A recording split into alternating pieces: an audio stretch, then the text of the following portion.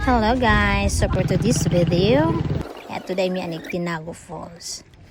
So, pag-abot na mo diri na siya mga orientation. Pag humanin nyo og bayad sa entrance fee for 45 pesos. Then cottage 300, and then nakapalit po kong mga souvenirs. So, pag human sa orientation guys, so nagkuha na mi sa among life jacket. So, dili jud pwede nga wala kay life jacket bisan pag unsa ka swimmer.